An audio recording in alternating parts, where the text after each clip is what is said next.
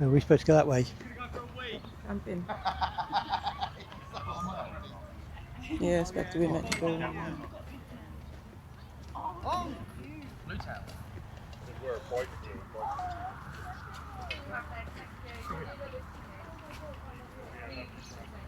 Yeah, this is where we pay. Good morning. Morning. 2. Yeah. Nice, easy Thank for you you. very much. Have your tickets. Have a Thank you lovely very day. much. Thank you. Thank you. Cheers. Just buy this and go back.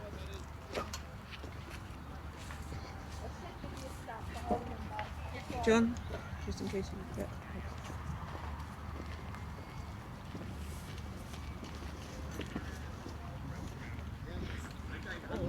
Oh, I think I left my FIFA tablet.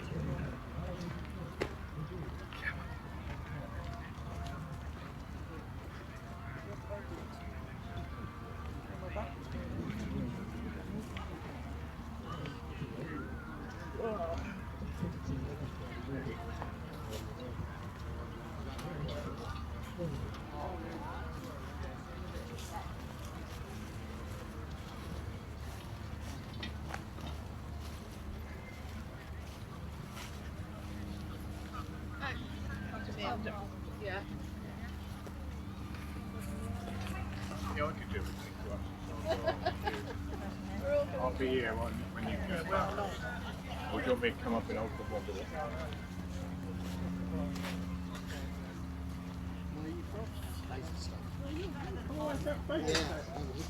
We went on holiday last week to Wareham, we went there, we had a week there, we had to drive back to unload all the cameras.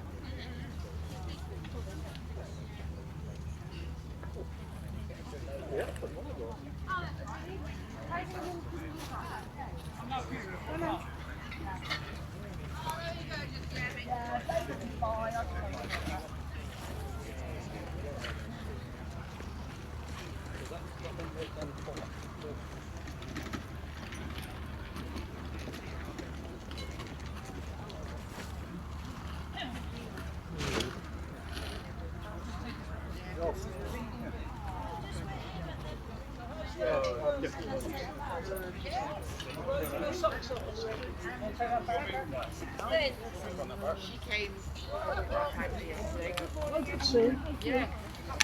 Tickets for the Oliver Jorming.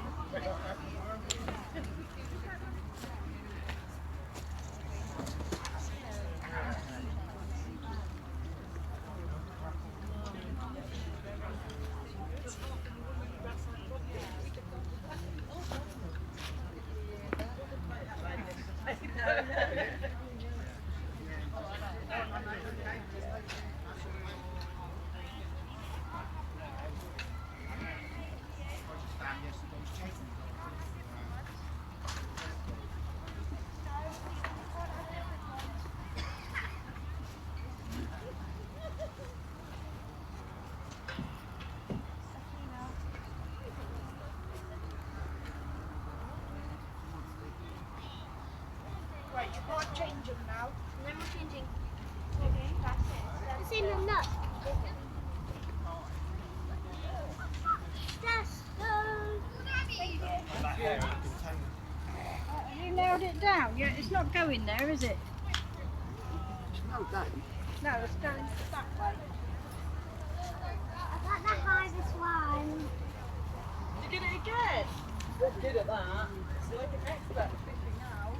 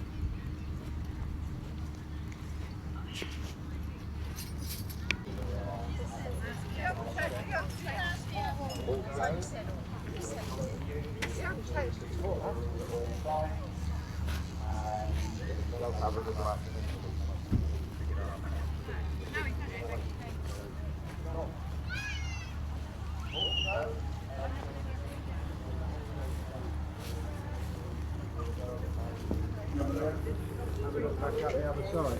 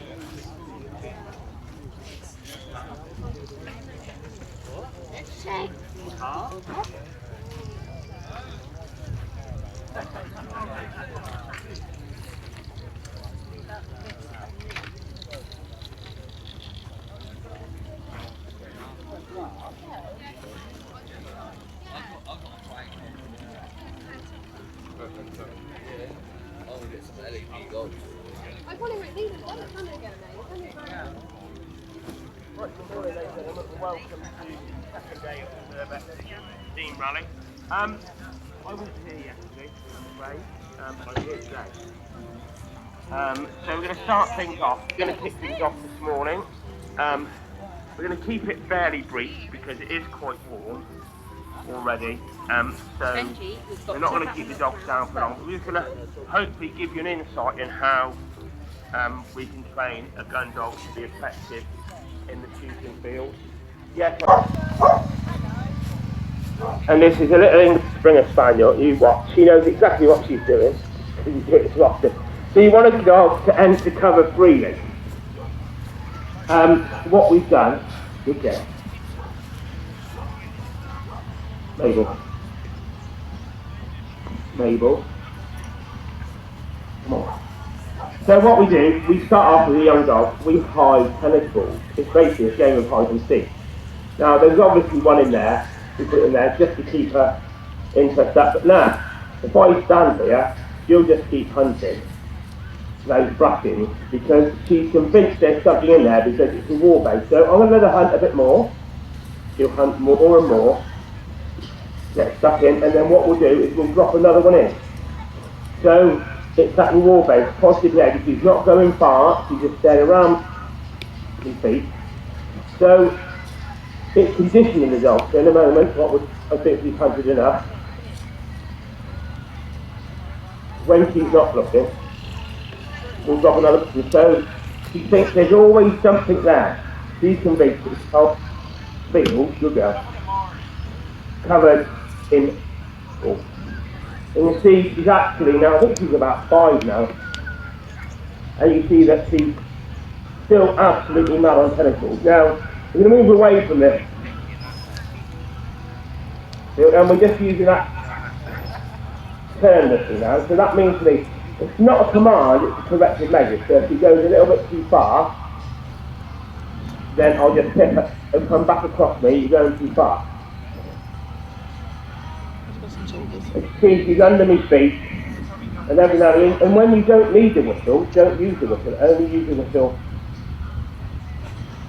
when you need to. And she'll hunt if there, because she's convinced something there. They're not going to drop the open ground, bring her back. So it's quite simple, it's about a reward base. If she gets a reward, she'll do what you want her to do, that's all it is. So as a young dog, we put tennis balls close around her, stretch them out a little bit, but you can see that she's always, and we can just tip her, and she'll come back and watch. So when you're out on the beating line, this dog's never going to pull you too far. Always going to flush your pheasants close. Again, when she sees a bit of cover, when she finds a bit of cover, she's just going to go crashing straight into it. And if there's a pheasant in there, a partridge, a woodcock, a rabbit, whatever your quarry is, she's going to find it. So it's about conditioning the dog from an early age that when, if you let them find things out there, that's where they're going to go. If you only let them find things close, that's where they're going to stay. And it means that you don't have to be on that whistle, shouting at them, saying, come back here, or the gamekeeper saying, whose dog's that over there? Been there, done that. In the early days, got the t-shirt, so I thought to myself, no, that's not going to happen to me again. So you can see, he's convinced. It's about the trust in the dog. The dog trusts you, so when you say get in, there's something behind. So to go back to that cover, and once again, because she hunted it nicely, and she won't pull away from the cover, so there's anything in there, obviously there's only a tiny little book. But if this was a big plantation, then she'd cover the whole lot, king, for those pheasants.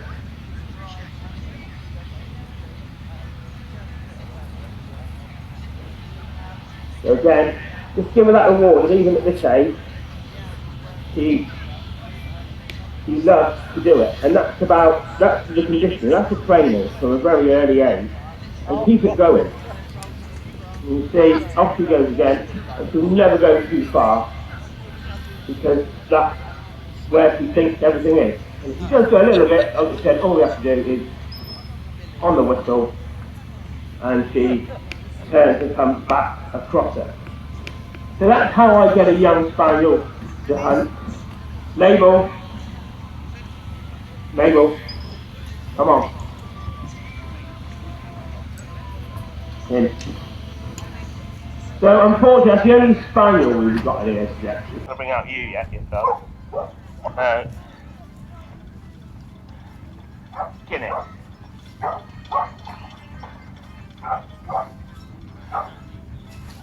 Guinness. Guinness he's done a season pick it up, and he's absolutely brilliant at it. However, he is cross, and you'll see he's got a peculiar trait, and it winds me up something terrible. And I've tried everything to stop it, but it won't.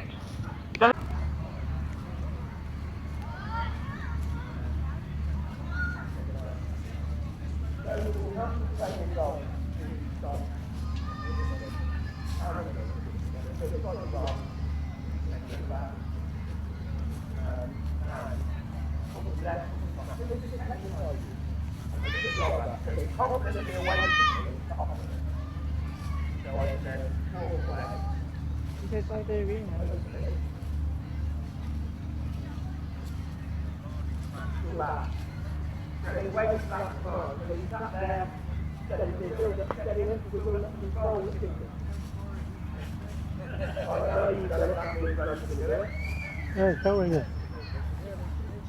Goes a bell ring.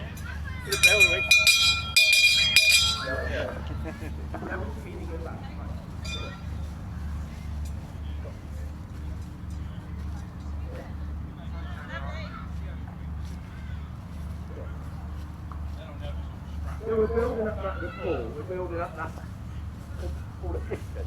That's what we want to do. And we've got that evening there. What Friend, Dean.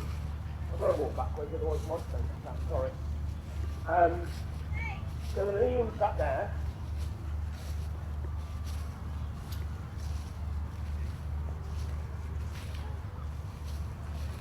So it's about control at distance, that's what we're trying to build up. So when we blow that stop whistle, when we finally got the train on the stop whistle, which we will have open in the next stop.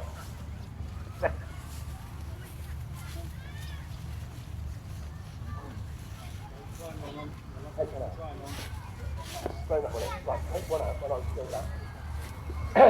Right, so Finley is going to sit there. So you've seen that mark go up. So we're training the dog to mark at this. Oh. Fred, come here. Yeah, come here. Fred, come here. He's a clumsy dog.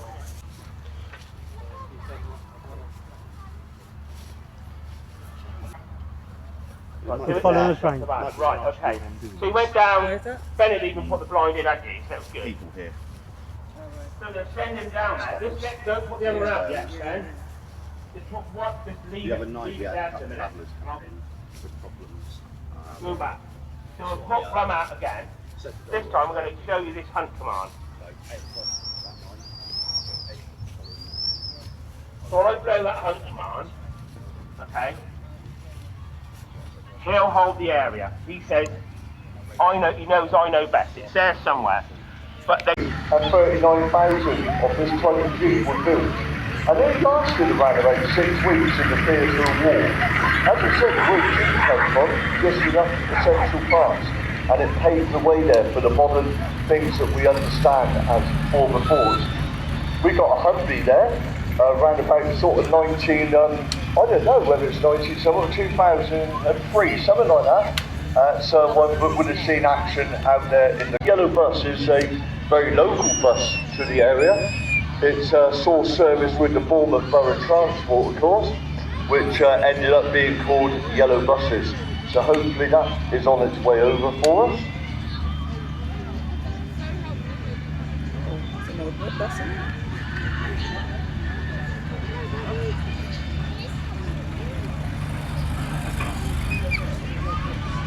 So it's appeal for any more military, any more commercials want to come in this afternoon, or this morning now. Yeah, this morning, isn't it? Not this afternoon yet, John.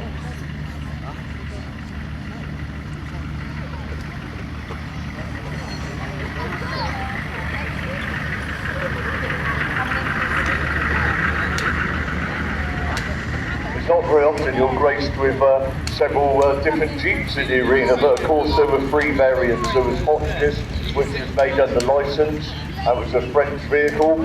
And then of course, I do like this. I don't know what the bodywork on it is. It might be something like a Strauss bodywork, because these vehicles would have started off as a chassis cab. And of course you had the long chassis, you only had the bonnet and the engine, and then you took it to the bodybuilder of choice. And of course, Don, I'll come to you.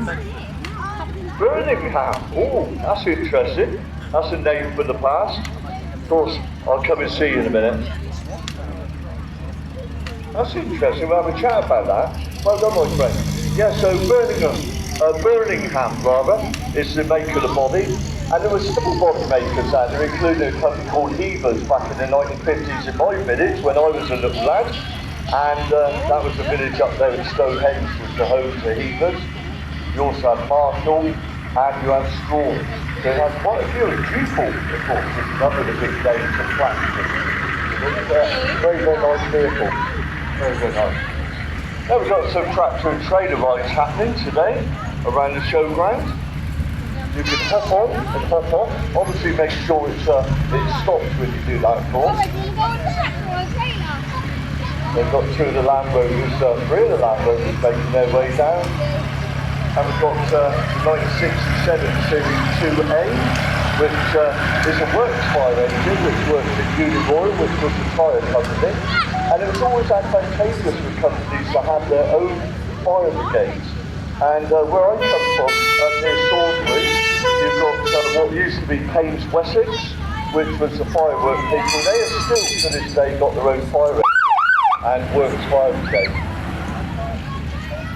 Now the Range Rover, what they call a Tractor 3, I think it is. We'll be chatting with the owner of that one, because that is only a 4x2 drive. It's not a 6-wheel drive vehicle, and it was a Defence Fire Service crash tender. Now the Land Rover story itself is a very, very interesting one, because it started back in some 79 years ago on the beach in Anglesey down in Wales, and from an initial drawing in the sand by a guy called Maurice Wilkes and his brother, they were sort of discussing what they were going to do with their very aged Willys Jeep. And from that discussions in the sand, out come the Series 1 Land Rover eventually. Now Wilkes at the time was operations director for Rover in Coventry, and he set up the Land Rover company not too far from there in Low Hill at Solihull, and it became one of Britain's most iconic vehicle builds of all time. Of course, amongst the Land Rover, it was offered to the MOD and the farmers, and they all loved it, you know, because it was so versatile. And if you look at the back end of any Land Rover in the lineup up there, you will see there's a hole through the back chassis member, and that takes a drop shaft, a drive shaft, so that you can put your implements onto the PTO on the gearbox and drive things like rotary tillers and the ploughs and sort of spreaders and all sorts. Of course, by the time the Land Rover got to the modern one you see in the arena, the J-Red, which is 1990 model, it was offered in several wheelbases. And, by that time, 30 years, I don't want you to made of the modern Land Rover at all, because it's just so versatile. Not only could you have a soft top, a hard top, you could put a platform body on, for utility companies, put cherry pick and all sorts on the Land Rover. They're amazing. Now this lorry looks like it could have started life as a parcel force lorry and got itself rebodied. Now the Leyland DAF vehicle came out to follow on from the previous Leyland lorries, and it was just a sort of a remake of an old vehicle.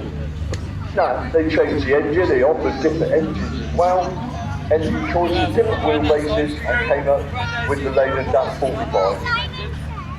Now a lot of these lorries see a second life when it comes to being sold on by a company. People buy something which looks good, take the body off, which is probably a lot of use, and put on a beaver tail, then take the tractors and stuff to the show. Anyway, are you ready to park up vehicles?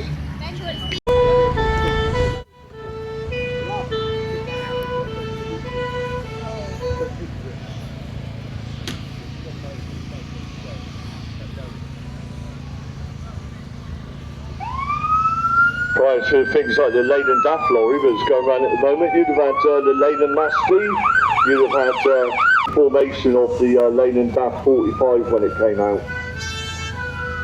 Available in several wheelbases, including a very popular short wheelbase. And thank you very much, military. Could have bought mine in. Bring you back before stuff to Bought mine in for display. and that's all happened from No, I've got a full Focus. Oh, you got a Focus now, have you? Yeah, the Mark II facelift. Oh, right there.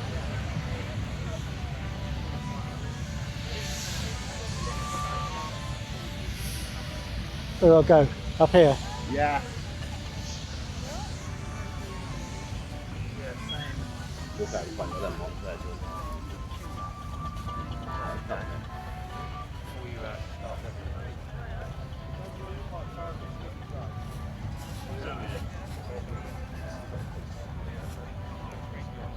And first of all then, we've got the Tigers coming up 12 o'clock.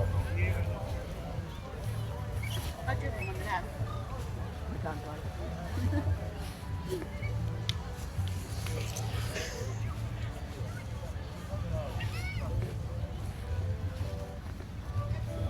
Never wanted to learn. No.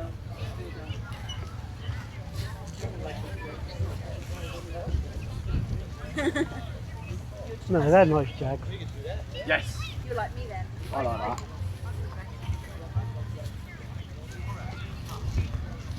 Same as this gun. The old Subaru. Oh yeah. One of the best made Subarus going. And this, I love it.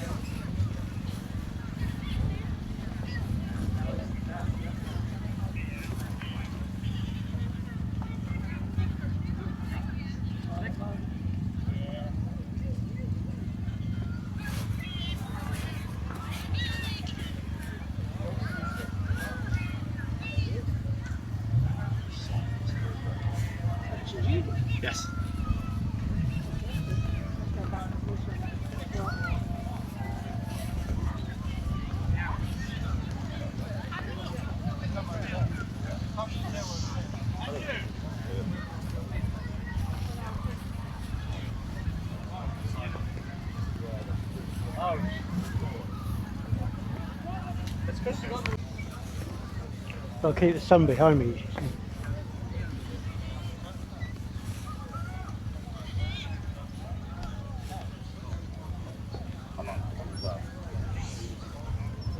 Round the plus, straight 6, isn't it? Yeah.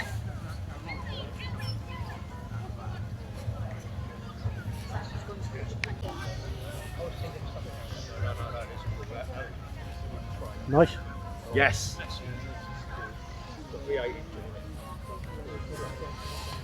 I think that blue straight back is Stuart's old one. Yes. I'm sorting something like that, isn't it?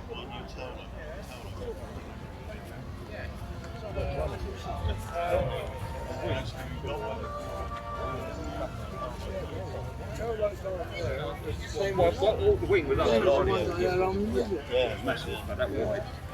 You know,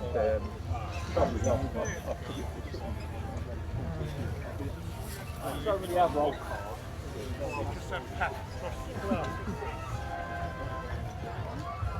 No, knocked it out, flicked it up, and flicked it up.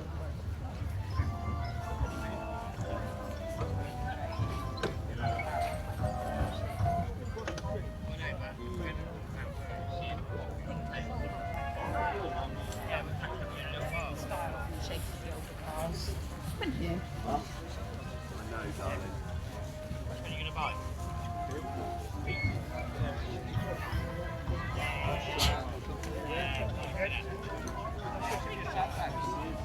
Right, paying for the back.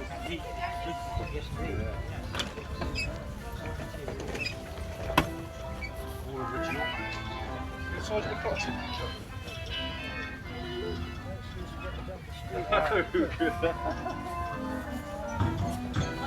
And then you want to the steering wheel on the wrong side. Yeah, yeah. They're going to cut out. Yeah, they'll fix it. Oh, right. Yeah.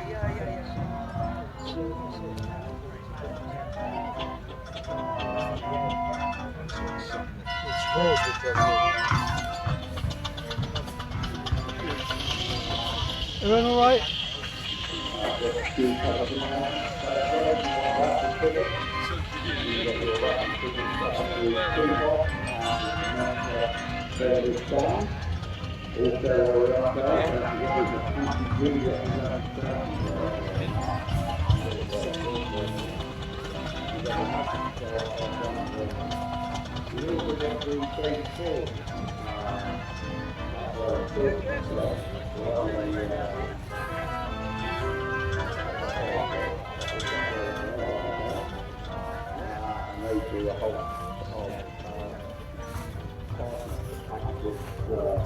They're having their school with the youngsters, they've got little toys that they can play with and stuff like that. Also, we've got the birds display. They're like 3x teapots, so lots of things are up there. And also, if you're interested in the Waverley, which is the last two-going paddle steamer, they've got their stand here, and they are got their 2026 programs of where they will be with the Waverley. And of course, the Waverley at the moment is down here on the south coast, and the Isle of Wight cruises. And then there's a whole section of timetables of all the different dates to when they're running the thing. And they started on the 3rd of September and they go right through to the 22nd of September with different cruises up and down the coastline here. So if you're interested in that, then you can grab one of their catalogues and have a look. Don't forget, we've got the urban display team up top there as well with their with their cycle displays. So they jumping over jumps and all sorts of weird and wonderful things. So there's that to see. Don't forget the bars are open, trade stands are open. Everything else to see and do, and you are most welcome to pay a visit to their office. Yeah.